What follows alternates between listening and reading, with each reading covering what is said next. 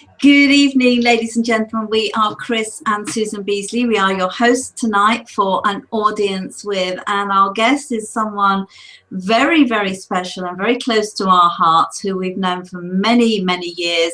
When we first crossed the line and started our entrepreneurial journey, I remember it well. We were at an event in London Heathrow, and the gentleman you're going to introduce you tonight was also there. He was one of the speakers, and I'll tell you a little bit about that in a moment, but let me introduce him. He is Sohail Khan. He is the joint venture expert. He is the author of this book here, Guerrilla Marketing and Joint Ventures. Fantastic book. You've got to get your hands on a copy. He's got so many stories to tell, and I'm sure that you're going to pick up lots and lots of golden nuggets. And we will say, if you ever go to search him online, he's not the film star. He's much better than that. He's the joint venture expert. So without further ado, let us introduce you to the real Sohail Khan. Thank you. Thank you guys for having me. It's a pleasure, Sohail. So we're going to kick this off and just tell a little story about how we met you and how we first found out really about the power of joint ventures. So I think we were looking back at the calendar. I think it was about 2010, wasn't it, I think Chris? so, yeah. And I remember Sohail standing there. We'd actually been invited to be speakers. It was one of our very first times of taking the floor and sharing something, and we were scary. We were pretty scared. I remember that. But this gentleman just walked in there. He had such confidence and presence, and you know, he asked all of us. He asked us about what we thought about joint ventures, because it was quite a mixture of speakers at this event, and nobody really truly understood the value. And I remember him saying to us, I want you all to stand up, and I want you to go and find somebody else in the room. You know, people don't like to do this. They don't like to get out of their comfort zone. And I want each of you to tell the other what you do and see if you could create some kind of joint venture between the two of you. And I have to say, not only did it break the ice in the room, but it made a lot of us think about what we could do in the future, and we've always remembered that. And I have to say, joint ventures has for us in many different ways been a way that we've built our business. And in fact, we would not be able to invite beautiful, fantastic guests like Sohail onto our show had we not built that influence, that relationship with them over time. So, you know, don't dismiss it. You're going to get some great tips from Sohail tonight. So I'm going to hand the floor to you, and perhaps you just tell us how you got started, some of the ups and downs of your entrepreneurial life, and just open the door to your life, if you would. Sure, thank you. Normally I take 90 minutes just to talk about my entry into becoming a joint venture expert, but I'll do the short version of it. Basically, my background is I originally trained as an accountant, and that was my background. And while working at this accountancy firm, I found my skills were more towards helping people. I think that's where it all started from. And I left my job as an accountant in the city, and then from there I did a master's in information technology. And I actually wrote a thesis for my master's called The Impact of the Internet on the Manufacturing Industry. And that's where it all kicked off. You know, my professor posted it online, and back then, if you know, in 96, 97, Google wasn't out until 98. We had things like bulletin boards, and I started getting emails and telephone calls from venture capital firms, .com companies, and all these companies were talking to me about, you know, what is this thing called joint ventures, and how does it work? And it was all about sort of the internet back then. So a lot of these companies were asking me, you know, how can we use the internet to make more money in our business? And there I was, straight out doing my master's, consulting with some very big companies. One of the first companies that I took on board as a client was a company called QVC, if you might have heard of them. Yeah, QVC.com was one of my first clients I consulted with. And basically, I was going out teaching companies how to use the internet for things like marketing, for e-commerce. So I was a very early internet marketing consultant back in the days, you know, 1998, 99. And then in 2000, the dot-com bubble burst, and we lost the majority of our clients. And also, we had Y2K as well in 2000. So a lot of us computer consultants were, given a bad name, and we weren't able to go back out into the marketplace to carry on doing what we were doing. So I created this small website selling computer courses online, which I used to show as a showcase to the companies I was consulting with, and that was interesting because it was like a very early e-commerce business. There was PDF files attached to a shopping cart. People would find us online and they would order these digital products, and that was back in sort of 1998, 1999. So we were doing that many years ago. And this business was ticking over nicely, doing about $5,000 a month. So when that happened in 2000, we decided to focus on this business, this website, and create it into a full-time company. So moving forward, I came across a book early 2000 called How to Get Everything You Can Out of All You've Got by actually one of my mentors, Jay Abraham. And that's where it all started for me. I read this book and I was fascinated about this concept called joint ventures and how you could actually get other people to market and promote your product for you for absolutely no cost up front, and they would go out and actually do that, and you would have to pay nothing up front. Someone else would promote you or your product, and then you would just give them a percentage of the sales. So it was amazing. I thought, wow, this is pretty cool. So we don't have to pay anyone. They would go out and promote our product for us, and only if it's sold and we made money, we would give them money. So my first joint venture that I did was with a IT recruitment company, actually based in the UK. I actually sent them an email and I said, look, if I could show you a way to increase your revenue and your profits without increasing your overheads, would you be interested? Obviously, they said yes. So I got invited to this company to go and speak to their directors, and I pitched them and I said, hey, what I'm talking about here is a joint venture. I have a product that sells really well. Now, we had conversion rates. We knew how many people were ordering this digital product, and it was computer training. So I said, why don't you promote that to your database? How big is your database? And they said, we've got a 150,000 database of IT professionals.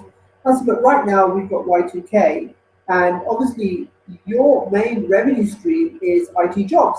But there's no IT jobs right now because they're not offering jobs to IT professionals. So why don't you help me? Why don't I help you create an additional revenue stream? Why don't you sell my courses to your list, and we'll give you a percentage for each one you sell? So we did the deal, and it was phenomenal. That little computer training website when we first started was doing about $60,000-$70,000 in its first year. And I'm talking dollars here. Do you want me to talk in pounds or dollars? Dollars is fine. I'm so used to, we're talking dollars. And then that one joint venture we did was phenomenal. Our turnover went from $60,000 up to close to just under $400,000 in the space of 1 year, right? With just one joint venture. And for me, it was, wow, this is phenomenal. And we didn't pay anything up front. We had no cost, no risk.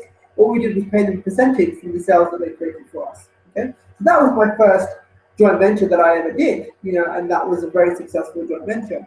Fast forward to 2000. I'm going to go into the near future now. Fast forward to 2006. In 2006, I came across a company that had over 500,000 customers. They had 500 IT customers who bought hardware and software. And my joint venture brain started ticking away, and I was like, okay, this is really good. I think if we can joint venture with these guys, tap into their database to get them to sell our computer courses to people who are avid fans of building computers, right? So it was a win-win. It was a very good fit. So I went to go and see this company, very successful company, 150 million IT group, $150 million, very successful company. I did the same thing again. I sent them an email, said, look, if I can help you create an additional revenue and profit stream without increasing your overhead, would you be interested? And then, I got invited to speak to the chairman and the CEO, who are father and son. I still remember that day. Actually, it was many years ago. I walked into actually I drove into the car park, and in the car park I saw all these fancy cars, Mercedes, BMW, Jaguars, and I got invited into their office, and they had a penthouse right at the top. I mean, this was a designed, typical corporate, okay, corporate glass building with an elevator that went up, a glass elevator. Right to the top, they had a 360-degree panoramic boardroom. It was phenomenal. And obviously, these guys were making loads of money. They had lots of money available to spend, and very, very successful. So I went into the meeting, sat down, and the CEO and the chairman come in, father and son, sit down on the table as well. And I started doing my pitch because I've done this a few times, to build my business. And I sat there and I said to them, this is what I'm doing, this is what I've done. I've done a couple of really cool joint ventures. And our software company was built on partnerships. To generate leads, we would go to portals and magazines and get them to advertise our courses, for example. We would generate leads from that. So at that point, I had built this business up to 7 figures. Okay, it was now a 7-figure business, just doing partnerships. And I sat there and I said to them, look, I think we should collaborate and do a partnership. You've got 500,000 IT users. We have these phenomenal courses, computer training courses. Let's do a joint venture and collaborate. And then number one, you can add value to your customers because you're giving them something of intense value. And number two, you'll make some really good money. And you have an additional revenue stream where now you can sell training, computer training, to all these computer enthusiasts. And you don't have to go out and do it yourself and create it. We've got it. We'll just white label it for you. We'll package it for you. You sell it, and whatever you sell, we'll give you a percentage for everyone you sell. Okay, right? And I was literally 15, 20 minutes into my pitch, and I was stopped. And the chairman gets up and says, Sohail, we're not really interested in doing the joint venture with you. And I was like, okay. I was thinking, I must have said something, or I must have worn something that they obviously don't like, or do they not like me? So I was about to get ready to, call it a day and leave, when the CEO actually said to me, Sohail, hang on, we don't want to do a joint venture with you. We want to buy your business, right? So for me, it was like, wow, these guys want to buy my company. And at that time, I had 2 more partners, and we had an exit strategy a couple of years down the line. So we ended up negotiating with them, and we sold a majority stake to them. So they owned a majority stake. It was part cash, part equity deal. So I got equity in the 150 million IT group. I became a board member, and it was phenomenal. 2006, I still remember that day. And if any of you search for me online, have a look at the picture with me standing next to my Ferrari with this 10-bedroom mansion behind me. Yeah, grade 2 listed mansion. That was the peak of my success back then. And we will talk about success more later, and I'll give you a redefinition of what I think success is now compared to what it was back then. So I had the fancy cars. I had a big Porsche, Bentley. I had the Ferrari. I lived in this big mansion, and 2006 was great. I became a multi-millionaire, and my exit strategy was, staying on with the company for another year to build it.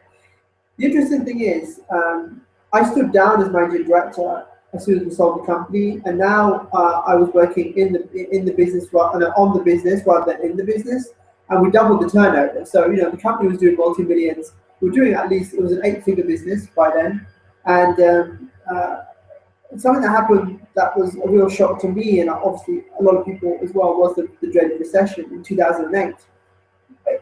For me, it was quite a shock because the company who had purchased my business had been around for 22 years, and they had a healthy balance sheet. So I would never imagine anything would be a problem. But in 2008, the company who owned a majority stake in my business went bust. Okay, so they went totally bust, and to this day we don't really know what happened. All I know is we were called into a boardroom meeting a day after they decided to liquidate the company. And I believe it was a tax matter or something to do with a large debt they had that they couldn't pay, even though they had the cash reserves. And my business got killed. My baby that I built, all those years up to literally an 8-figure business was gone. And the cheeky thing was, the CEO of the company said that, look, it's not a problem. We can rebuild it. We'll just set up a Phoenix company. Now, do you know what a Phoenix company is? Yeah, the Phoenix company is basically, they just set up another shell company and transfer all the assets across. So I said, look, here's the thing. after the experience I've been through with you guys doing that, I don't think I could trust working with you guys again, or I can't be in business with you guys again. So, you know, I left. I left that day. But the horrendous thing was, because I had signed guarantees with the bank, I was part responsible for this big multi-million-dollar debt, and the banks came after me. So it was a horrendous time. You know, I had threatening letters, I had threats of bailiffs, and what I ended up doing was, obviously because I'm a good negotiator, I always have been. I negotiated with the bank to liquidate my assets and make an offer. So that's what I ended up doing. You know, I ended up selling everything I had, and I was homeless. I didn't have anywhere to live. I didn't have hardly any money. I went from being a multi-millionaire to totally broke in a very short space of time. And you know, now when I see people that have gone through that but haven't recovered, I really feel for them, because you know, when I used to speak at big events, I used to come off the stage and people used to sit there thinking, you know, I'm looking for hope. I'm looking for a way to get back because we've lost millions of dollars, and we're just trying to find a way to recoup that and make the millions back. And you know, a lot of people haven't been able to do that. You know, it's a lot to do with mindset. It's a lot to do with heart as well. It's a lot to do with, you know, focus. And for me, it was hard. I went through a lot of depression. I was in survival mode. I had bills to pay. You know, I wasn't living a multi-million lifestyle. You know, assets I had were all paid for. Okay, but the lifestyle you have when you're operating at that level is different. Okay, I mean, we had a private jet as well. You know, the group that owned my company, we had everything. We had all the trappings of success. But what happens is when that cash flow is taken away from you, and the ability to draw on cash or draw on assets, you're screwed really, because you know you still have bills to pay. So there I was trying to negotiate with them and say, look, you know, I can't pay these bills, I can't pay this, I can't pay that. You know, we have to try to negotiate and see what I can do with the funds that I have left. And it was funny. I ended up moving back to my mum's house and to my old bedroom, which is funny because my old bedroom was exactly the same as it was back when I left. I think my mum knew I was coming back home, which was quite funny. And there I was back home again, you know, in my old bedroom. And the weird thing was, all my friends in the same neighborhood stayed in their jobs and worked up the ranks, and you know, had their nice big houses and their cars, and were living that 9 to 5 paycheck lifestyle. And all I got from them was, well, you know, so how you should have stayed in your job as an accountant. You know, it's very secure. And we all know that even jobs aren't secure, right? And you know, and then that day I learned also having a business is good, but there's no promise of security involved, okay, in terms of what you do and what you're doing. But we'll come to that later on, and I'll give you my views on what you can do and what it's all about now. And that was it for me. You know, it was a very depressing time, and that was 2008. Okay, that happened in 2008, and it took me a couple of months really to just get my head straight. And I sat down, and I remember that day because I sat down, and my mother said to me, "What are you going to do now?" And I said to my mother, "Well, here's the thing. I'm there right now on the ground. I can't go any lower. I have to go up. So I said, I have to work my way back up now. So I've got to figure out, what do I do to get myself back on my feet very quickly?" And it's funny because, you know, I went to a lot of events, being the person. It's really bizarre because one year I was sitting in the audience saying, you know, I need to make money quick. So I went to these seminars where they taught you how to make money quick, and we all know those things don't work, okay? And they promise you the world that you can make $1 million in like 10 minutes or 5 minutes doing this little thing. So I looked at it and I thought, no, this is not right for me. I need to figure out what to do. And then it hit me. You know, I built an 8-figure business from scratch using joint ventures, right? So I was like, okay, why don't I do that? Why don't I go out there and do a couple of joint venture deals and get myself back on my feet? So 2009, I set myself a challenge to make $1 million in 12 months. But I ended up making $1.5 million in just 30 days. Okay, And that's where it all started for me. You know, that is where I bounced back very, very quickly, and you know, touch wood, very, very fortunate to be where I am today. So do you want to hear how I did that? Yeah. Okay. So one thing you've got to be observant of is when you're out and about, you got to have that sort of mindset where you can pick up opportunities. And as you guys know, we go to events, and we mix with the right people. Okay, people who are successful. Okay, or are doing things that are successful. We pick up on that. So for me, it was like I had this like 360-degree radar where I would just see opportunities everywhere. You know, opportunities to do deals. And it was interesting because it was one day I was sitting at home reading a Sunday paper. I think it was the Mail on Sunday. I think it was. And at the back they have this classified section. Now I love reading that because I get cool ideas for marketing from the direct mail ads. Because I've been brought up with direct mail. Direct mail is how it all started for me when I first started before the internet. Okay, and you know, I learned a lot about direct response. So I saw this ad for a one-page ad for a book called How to Use Your PC in 2 Hours, and it was aimed at the Silver Surfer baby boomer market. And what was interesting was on the ad at the bottom it said over 400,000 copies sold. Right, so I thought this is interesting. They've sold 400,000 copies of this book, which means they have 400,000 customers, paying customers, right? Not just a list, paying customers. My background was software video training, right? So I'm thinking to myself, wow, this is pretty cool. I wonder if they've got a video version of this book, because that's what we sold, right, to corporates. So I pick up the phone, give them a call, and say, hey, you know, I bought this book, and I was wondering, do you have a more visual, like a video version of the book? They said, no. I said, well, I've got a video version of the book. Would you be interested to sell that or upsell that to the existing customers who bought the book? And they said, yes, you know, we would be interested in that. Can you send it to us so we can have a look at it? So I basically said to him, look, I'd like to come in and speak to you guys about, you know, how this would work or how we can work together. So I convinced them basically that I had the product, which I really didn't. I pitched it without having the product, which again, you can also do, you know, and you can do things like that because successful joint ventures are about knocking down the distribution network, right? If you own the list, or if you get someone that says yes, that you can utilize their list, you just got to go out and find the product. Okay, you just got to go and find the missing piece. So I went to this company, a very successful $25 million direct mail company, and I met with the managing director. Sat down. He said, "Oh, Sohail, good to see you. So where's this DVD, this video course that you've got, which is basically like the version of the book?" And I was like, well, you know, I got up in such a hurry. I left it in my office, and I didn't really have it. I just wanted to see these guys and see if they were serious. He said to me, look, we are serious. If you can get this back to me within 5 to 7 days, there's an opportunity that we'd be interested to take that product and upsell it to the people who bought the book. So I walked away from the meeting thinking, oh crap, they want to do a deal. I don't have the product.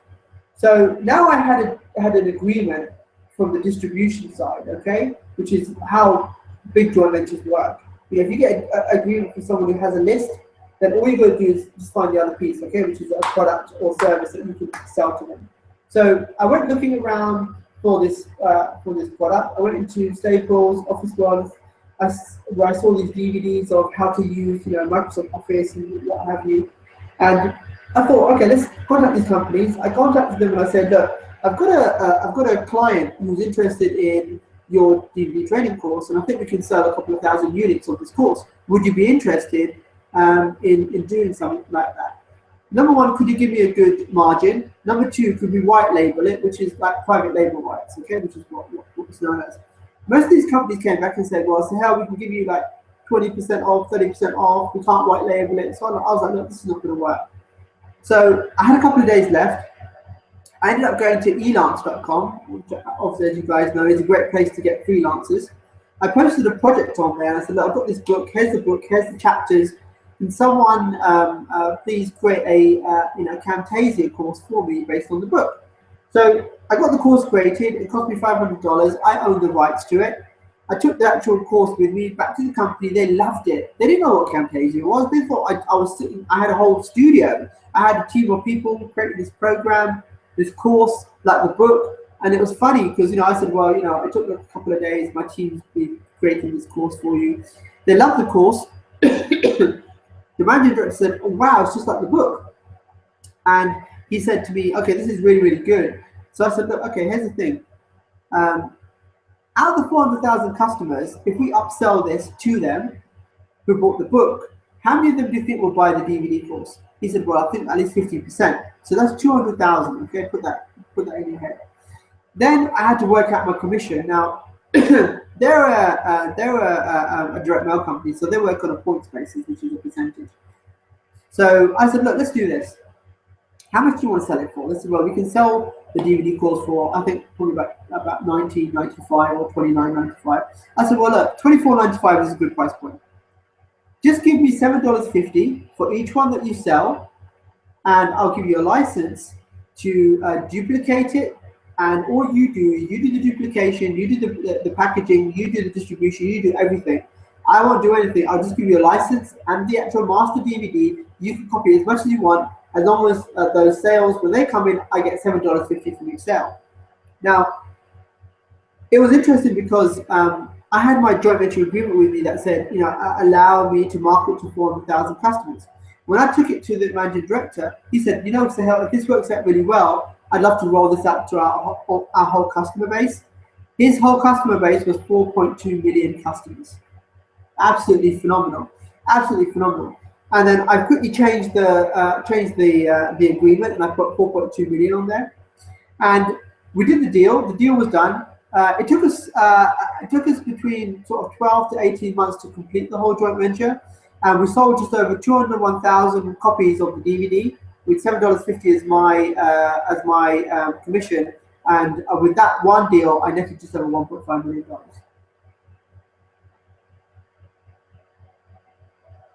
So that is basically how I became known as the joint venture expert. And that's where it all started for me. After that, I got invited to speak at events all over the world, and that is just how it started. What an amazing story. And if anyone watching this is really taking notes about what it takes, that is fantastic. I mean, you just basically turned your whole, how you created it from an idea into something highly profitable, and everyone should be inspired by that. I am just listening to it because I'm just thinking, what can I do now? And actually, funny enough, talking about DVDs, I was clearing our office out the other day, and I actually found one of the DVDs you actually mailed out to us all those years ago. Oh, cool. Telling us how to create joint ventures. It was brilliant training, great idea. Yeah, but I think the thing that also people may have missed when Sohail was telling that story was that it cost him $500. Yeah, it's crazy. The investment just the amount of money he spent to generate that income was minute, and that's another reason you need to get hold of this book, because that's exactly what it tells you. It's what it's all about, which is phenomenal. No, and I'll tell you what I really liked about your story, and I think a lot of people resonate this, is the fact that the recession hurt a lot of people, but it also created a lot of inspired entrepreneurs. And to put it in perspective, where we were in 2008, we had just, and a lot of people know our story, but we might have new viewers on tonight who don't know, but we had been advised to invest all our hard-earned income from our personal management consultancy accountancy business into property. And it was perfectly good advice when we were given it in 2005. It was, the right thing to do. And we were very fortunate. We took some great training. We always invested in our education, made sure we knew how to do things right. And we did this, created this property portfolio, and along rolled 2008. And it was very, very hard time for us. And I remember thinking, well, first we were really shocked. We didn't know what we were going to do. But it was the time in our lives that actually we decided we had to really think harder about our future. And, you know, we were in our, late 50s? Well, probably mid to late 50s then. And we realized that was the time we realized we had to do something. And it might seem crazy if you're watching this when I tell you what we did. We didn't say, oh, well, we'll just carry on building our consultancy and accountancy practice. We said, we're going to quit our management consultancy and accountancy practice, and we're going to do something that will be far better for us in the longer term, we believe, than what we were doing, because otherwise we could only see ourselves. Well, we'd still be doing it today. We'd still be doing management consulting, you know? 7 days a week. So we just said, that's not what we're going to do. But at our lowest depth, just as you were at your lowest depth at that time, you suddenly pull something out of yourself. And we remember reading a book by Andy Shaw. I mean, I know you know Andy Shaw. He was creating a bug-free mind at the time, and it was reading his story, which is why I'm so passionate about people sharing their stories and why we created this. And I saw that the problem we had was minute compared with the problem he had, which was so huge. And yet he managed to see himself through that. And that totally inspired us to do what we've done today. And it's that same kind of thing that inspires people by sharing your story, just as we are hearing yours tonight. And thank you, you know, greatly for sharing that. I really appreciate that. And I know you've had other things go on in your life that have changed your perspective on things, not least of all getting married and having your son. But would you mind sharing a little bit of that with our viewers? Sure. Which ones? I've got a couple. You share the ones that you think will have the most influence and help to people watching. I think a lot for me had changed. I think a lot had changed when I made millions and lost millions. You know, my whole perception of life changed. And it's funny because I still have that conversation today, you know, with my wife. And I love, like anyone, you know, I love the you know, the fast cars and the big houses and what have you, and I do miss it. You know, especially living in a 10,000 square foot house like I used to, and having a Ferrari and having fast cars. And we still talk about it today because I'm still trying to convince my wife I need a weekend car like a Lamborghini. But obviously now I've got a little one. She's like, okay, so where are you going to put the car seat? I said, the car seat fits in the front. She goes, okay, so where am I going to sit?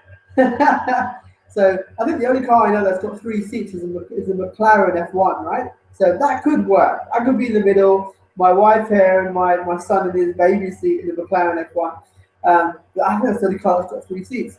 But yeah, it's just one of those things, and it made my perception change a lot on lifestyle. You know, one of the things that for me, when I lost everything, is it's about your belief system, okay, which is the biggest thing. It doesn't have to be religious, but for me it was religious. You know, my belief system was based on my religion. The belief that, you know, when we die, we go to heaven or hell. Okay, there's an afterlife, and this world is only temporary. So whether you fail or succeed in this world, that's not your main reason for being here. Your main reason for being here is, number one, not to pay bills, not to pay your mortgage, or not to be stuck working 9 to 5 paying bills. That's not what you're being put on this earth to do. And also, don't worry if you don't succeed in this life, because there's another life to come where, you know, you have to prepare yourself. So a lot of the things that changed for me were my belief system. By looking at what I'm doing and thinking, you know what, at the end of the day, there's a higher purpose, or there's a better purpose that is not all to do with making money. Okay, and then there's also the concept for me that became chasing the lifestyle and not the money. Okay, it's about having the freedom to do what I want in life, but not spending all my life trying to become rich again, okay, or wealthy again. And then I'll tell you why, and a story of how it all brought it back down to earth for me. Now, at the time when I lost all my wealth. A friend of mine, actually my best friend, who was worth, I think at that time he was worth about 50 million or 100 million. He was worth much more than I was, and I was only worth about 10. And he was worth about 100 mil, and he was in the oil industry, okay, which is a very cutthroat industry, it's very elitist. And around that time, the recession period, he lost most of his wealth as well. And what happened was he was obsessed with becoming even more richer than he was. He wanted to become a billionaire, basically. So he spent a lot of his time. Now this is during the same time that I lost my money, and it was, for me, it wasn't about being as rich as I used to be anymore. It was about now having not being attached to a lot of things that I had when I had money, okay, and to be able to have the freedom to do whatever I want by not having to focus on just being rich. Whereas with him, he was obsessed about becoming a billionaire, because the people that he moved around with, they say that you're the best of the 5 people you move around with. They were billionaires, right? They were rich people. They were, most of them were Arabs, and he wanted to basically be like them. So over the years that I spent a lot of time with my family were my support system when I lost everything. So I spent a lot of my time reconnecting with my family, okay, and everyone around me, and all my friends. I said to myself, I'm going to spend a lot of time creating experiences, right? Because experiences is what I can tell my kids, my grandkids. It's not, I can't show them a bank vault and say, hey, look at all this money I've accumulated. Oh, okay, what's the story behind the money? There is no story behind the money. I worked my ass off. That's what I did. Whereas with experiences, it's like I went here, I met him, I did this, we did that. So I started collecting experiences because I thought, I'm going to meet as many people as I can, become very well known, and enjoy my life. And that's what happened. For me, I became a speaker, international speaker, spoke on the circuit around the world. It was amazing. Spoke in arenas full of thousands of people. Phenomenal. I loved it. My friend, on the other hand, I would only meet him 2 times a year, because he would be traveling on diplomatic activities, meeting heads of state, because he was in the oil and gas industry and they were doing deals. Now, we would only ever meet when we were both in London. So if I was in London and he was in London, he would say, hey, let's meet up, let's go to a restaurant. We'd go to our favorite restaurant, sit and have dinner. And I still remember that day. It was a point when I was in London. We met, and he said, "Look, I'm going to take you out for dinner. I've got something to tell you." So I said, "Okay." So we sat down, went to this really nice restaurant in Mayfair, and he said to me, "I'm one deal away. This deal, if I close this deal, I'm done. I'm a billionaire. I'm going to make X amount of money, and that's it. I've done what I need to do over the last couple of years." And he said to me, "You're my best friend. I want to treat you. What do you want?" I said, "What do you mean? What do I want?" I said, "I'm fine. I don't need anything. Life is great." He said to me, "What do you want? Do you want to buy? What do you?" I said, "Look, I don't need anything." Then he said to me, "Look, you like cars, right?" I said, "Yeah, of course I like cars." He said, "Would you like a Bugatti?" I was like, "Bugatti? That's like $1 million car, right?" And I said, "You know what? I don't see myself driving around in a Bugatti, going to meetings or whatever. I don't think that's really me." But he was like, "Look, I really want to treat you. If this deal goes down, I want to get you." I mean, he was even so precise about the stitching of the leather and the gold-plated blah blah blah gear knob and with the encrusted diamond. I said, "Look, just do whatever you want. Whatever you want to do, whatever makes you happy." He said, "Okay, I'm gonna order. As soon as we finish lunch, I'm going to go and put the order in for you for this Bugatti." So we say bye-bye to each other like we normally do. See you either next year or in a couple of months. And then I remember that I was in the US, and I got a phone call from his brother a couple of days later, and his brother said to me, "Are you standing or sitting?" And I said, "I'm standing." He goes to me, "Why don't you sit down? I've got something to tell you." I said, "What?" He said, "Mitz, my friend, his nickname was Mitz. He said, Mitz is dead." I said, "What? What do you mean he's dead? I just saw him the other day. We had lunch. He was fine." He said, "Well, he was in Nigeria. He came back from Nigeria, and he was complaining about indigestion. He said he must have ate something there that didn't agree with him. He had really bad indigestion on the way out back of the plane. he didn't think that it was anything bad. He said, I'll just take a couple of Renes or whatever, and it'll be okay. The next day, on the way back from his office, he had a massive heart attack in a taxi and died. I mean, a massive heart attack. And the sad thing was, he was 35 years old, right? He's a lot younger than me, but he was 35 years old. And the most shocking thing for me was, I flew back straight away to attend his funeral. And, it was amazing. It was like, they would open the casket and you could see his face. And I was like, no way. I was like, he's lying there, but he's not dead. He must be sleeping. And it was a shock for me because I saw him only a few days ago. We were sitting and talking, and I carried his coffin with the parade to the grave.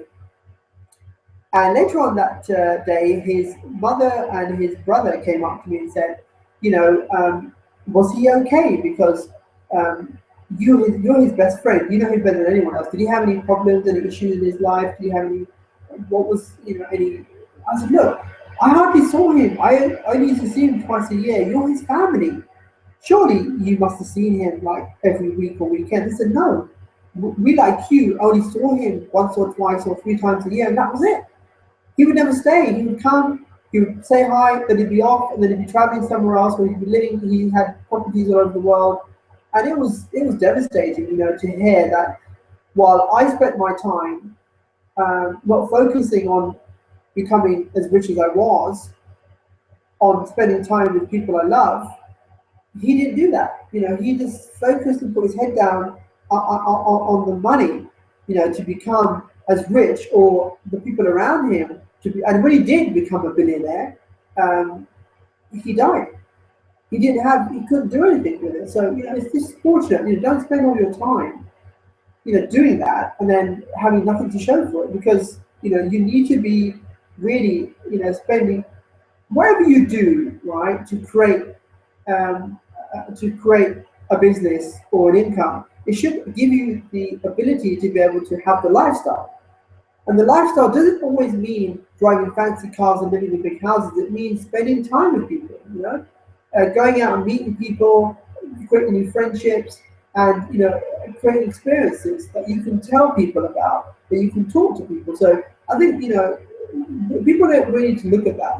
They look too much at what people are doing, and there's too much people promoting things that are just focusing on become like me, be rich like me, have a Ferrari like me, live in a mansion like me, and you don't want that. What I say to people is this: if you want that experience, one thing I used to do, as you know, I train JV brokers, basically around the world, and I do that on a regular basis. What I used to do with my guys is we used to do a tour of a Bentley showroom. I would take them to a Bentley showroom, whether it's in Knightsbridge or whether it's in Las Vegas, and I would make them sit in a car. I said, look, sit in a Bentley first, feel the Bentley. Do you like a Bentley? Is it something that you see yourself driving, and visualize that, but have a look and see what it's like. Later on, you may change your mind, but at least you know that you've sat in a Bentley and you've actually experienced what a Bentley is like, instead of waiting for like 10 years, then, wasting all that time to finally get that and thinking, oh, it wasn't that much of a big deal, really, was it? Same with houses. If you want to know what it's like to live in $1 million house, go out and view $1 million homes. Get that sort of experience, get it inside you. It will motivate you at the same time, but then also it will make you think, actually, I've been there, I've done that, or I've experienced that. So what other things are there that I can experience? So that pretty much sums up, why I think nowadays more about the lifestyle rather than chasing the money. I've turned down a lot of things. I've turned down a lot of big speaking gigs.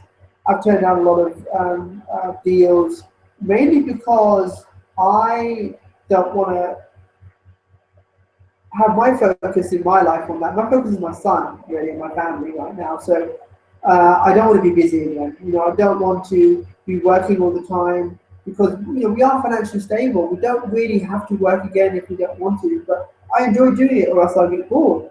But I think for me, it's that, and also teaching my son that there's clever ways to do stuff. If you can learn the right ways and be around the right people, then you will be okay. So.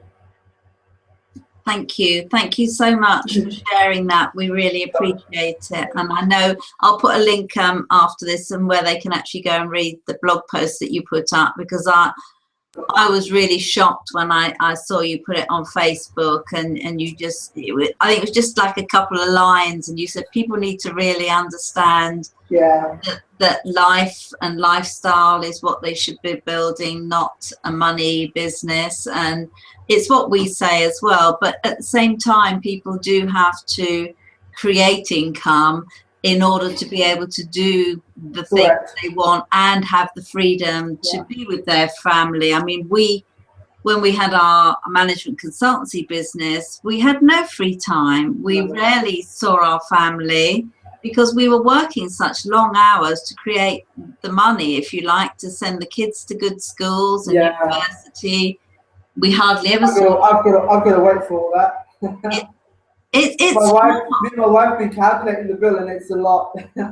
It is. Well, we've got 5 kids between us, so you might want to think about that before you have any more. I have a couple of deals. I've got a couple of good equity deals, so I've got a bit of a buffer. So that's good. Yeah. So I mean, we've heard some great stuff from you tonight, and I really appreciate it. And one thing I've always wanted to ask you ever since I got hold of your book is, how did you create that specific joint venture with J. Conrad Levinson?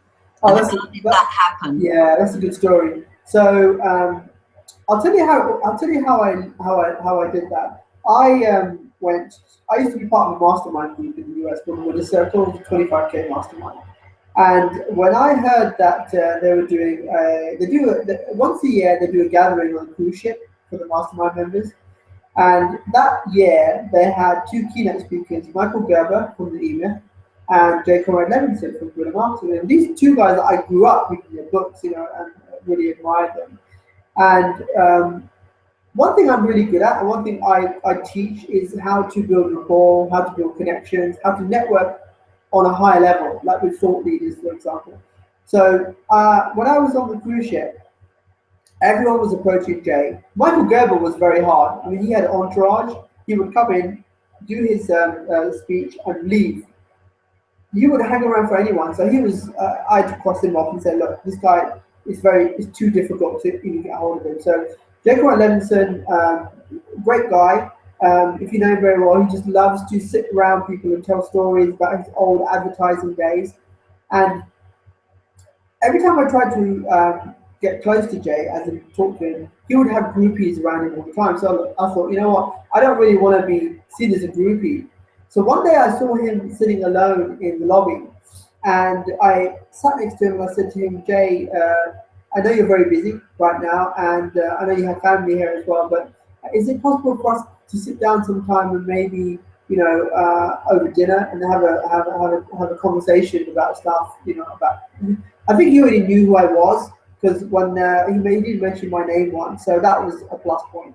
And he said, yeah, sure, Sohail, I'd love to sit down with you and talk more about this. He calls it. I call it joint ventures. He calls it. I forgot what he calls it now. He calls it something else. Can you remember what it was? It's in the book. Fusion marketing. That's it, yeah, fusion. So he calls it fusion marketing. Because every time I said joint ventures, he goes, no, so you mean fusion marketing? That's the term that I coined. I said, all right, we'll call it fusion marketing. And then in the evening, when everyone goes to dinner, there's a VIP area where he sits with his family, and you're not allowed to go and disturb him. And I walk past his table, and he calls me over, and he says, hey, come and sit with us, and let's have dinner.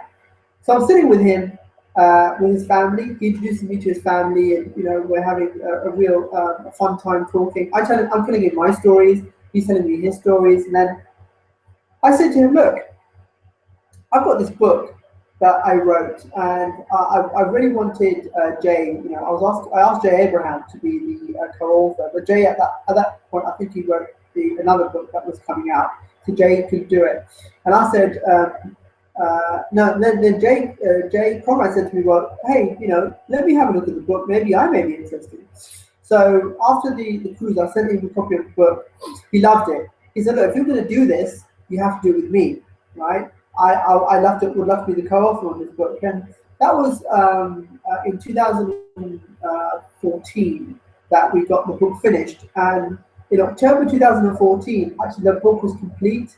And Jay passed away in October 2014. So he passed away a couple of weeks after the book was finished.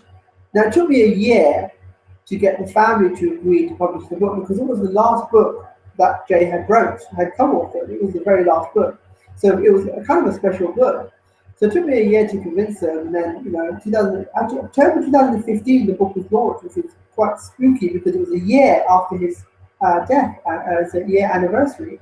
And the book was phenomenal. We did really, really well with that. And the book is what I use to get myself out there. And I've worked with a lot of big corporate companies in America on the back of that book. That book has made me millions of dollars. And I'm very fortunate as well, because it was, it was in the book is the last interview ever with Jay also that I did with him. And it's just been a phenomenal book. And I'm very, very blessed to have had the opportunity to do that book with him. So thank you. Wow. That's another great story, isn't it? I mean, it is a great book, and I highly recommend that people get. Where can they get hold of it, Sohail? If you go to two places you can go. One is if you go to my website, which is milliondollarpartnering.com. The link is on that site, and then you can either order it directly from there, or the link will take you to Amazon, so you can actually order it on Amazon also. Okay, brilliant. No, I was looking on Amazon tonight because I was going to put the link in there so everyone could see, and I couldn't find it on Amazon, bizarrely enough. Oh, interesting. Okay, if you go to milliondollarpartnering.com, there'll be a link in there. There'll be a link. I'll put that after the show, and I'll make sure we mail it out to everyone as well. Yeah, I mean, if you haven't read this book, if you have any business doing anything, and do any small business, solo entrepreneur, whatever it is you are, and you're looking for ideas to market your business that don't cost you a lot of money, but potentially could earn you millions, this is the book you need to read. Because not only is it about joint venturing, but it's about guerrilla marketing. And if you don't know what guerrilla marketing go look it up. Look it up.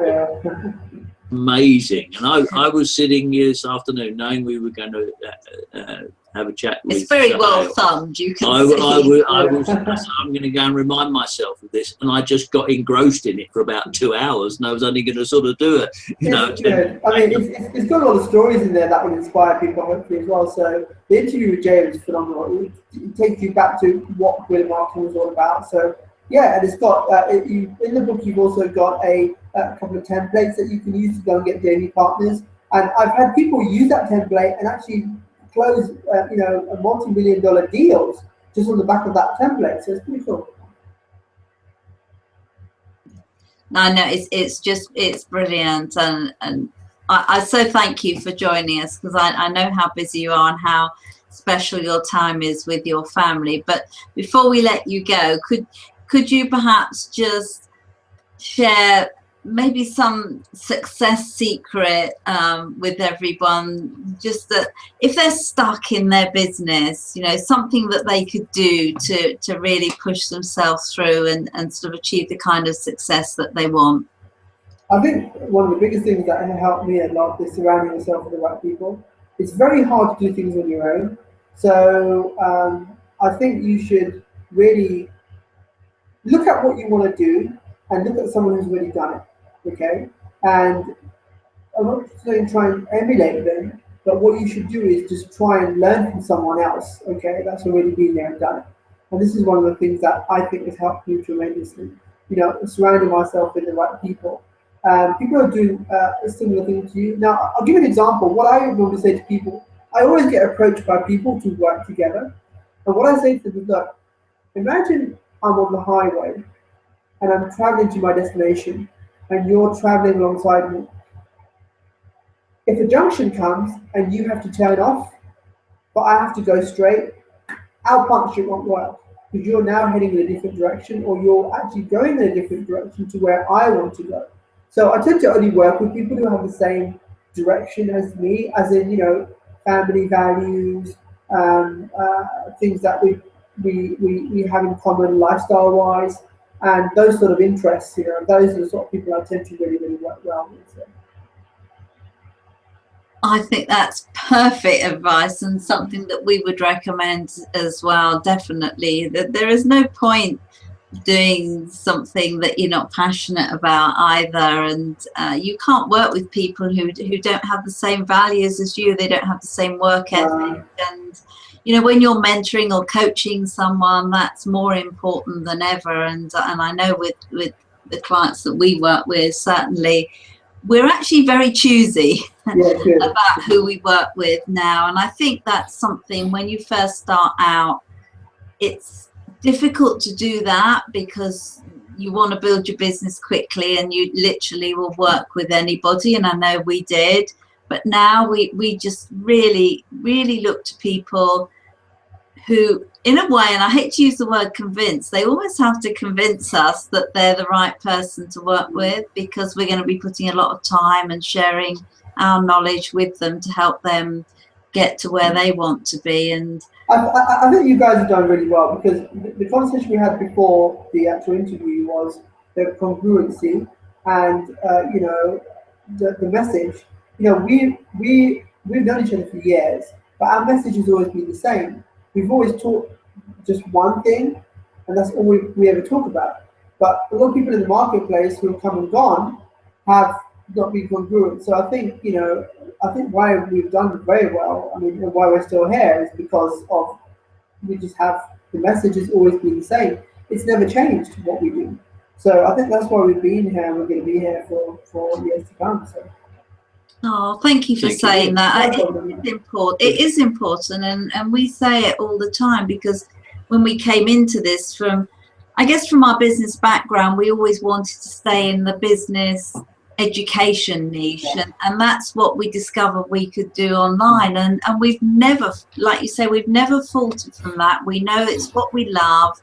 We know it's what people need now and in the future. And yeah, we've been approached by all kinds of people asking us to get involved and sell all kinds of things. But, you know, yes, we could, because we're good marketers now. We could sell coals to Newcastle and ice to Eskimos, if you like, because that's what you learn as part of your business. But if you're not passionate and you don't care about it, you're never going to do it. You're never going to do it. And I think the other thing is, as you were saying earlier, you know, you get past the money thing. I mean, what drives us is teaching and training. Yeah, we have an absolute passion for teaching and training other people, and if we can stand on the stage in front of 50 or 100 or even thousands of people, you know, just to share the message, then that's what it's all about for us. It's the same thing with me. You know, we've been talking a lot about, we have interest in other businesses, and we have other businesses that run alongside, but you know, I love traveling to the US to do stuff, especially events and teaching.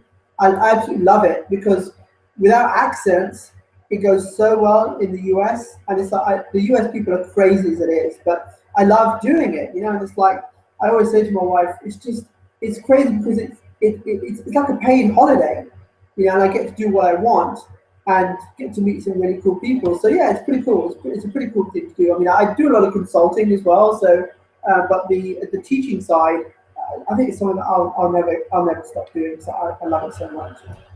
Yeah, I mean, we love it. I mean, we just spent 3 days in London teaching, and it was quite funny when because you know, Chris has broken his ankle, so it was quite funny getting onto stage with him and his crutches, and he had to sit down, and I had to stand centre stage.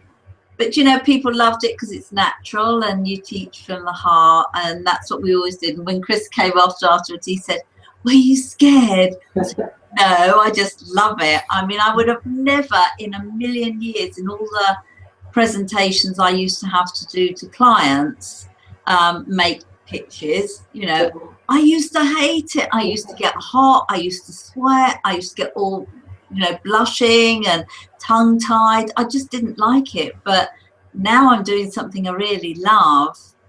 You know, I can get on camera, I can speak like this, I can do anything, just same as Chris. you know, we just love it. Absolutely love it. So I think the thing is, just to finish off, you said you need to get around people that you know who have done what you want to do.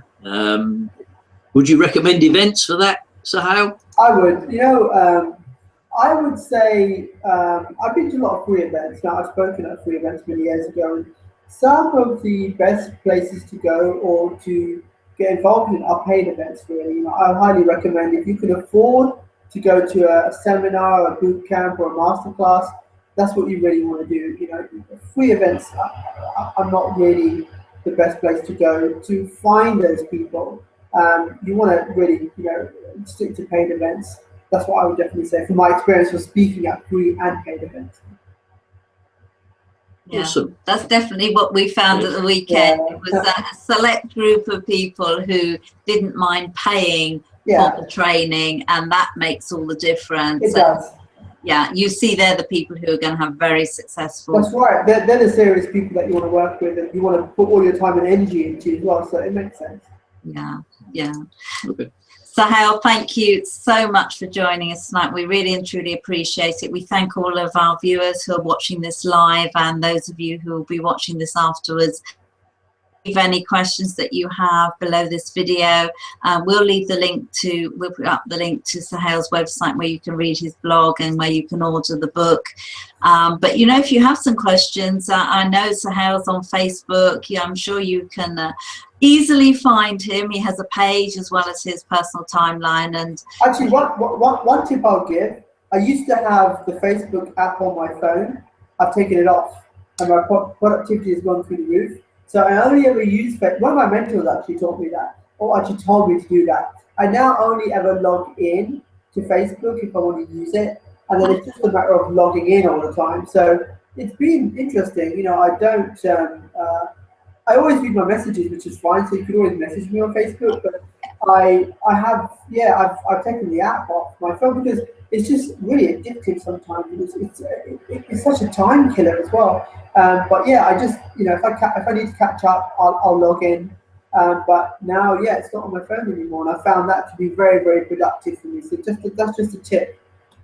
You know, it is a good tip, and funnily enough, Chris and I've just created an ebook called The Organized Mind, and that actually is one of the tips, is take the app off of your phone and just log in and do what you need to do work-wise if you're an entrepreneur, and then log out. I mean, I keep the app on ours because I actually do a lot of work on Facebook. That's how I build our business, but I have learned to just go and control it. I plug it in another room to charge up, and I just don't see it then, and it's perfect. Great tip. Thank you so much for joining us, and please give our best to your family. And I really look forward to seeing you at an event very soon. I know there's one coming up in May. Hopefully we'll get to meet there and have a coffee together. Yeah, sounds good. Thank you so much. Thank you for watching, and we look forward to seeing you on the next An Audience With. We don't have a scheduled date yet, but we will let you know as soon as we can. Thank you for watching. Good night. Good night.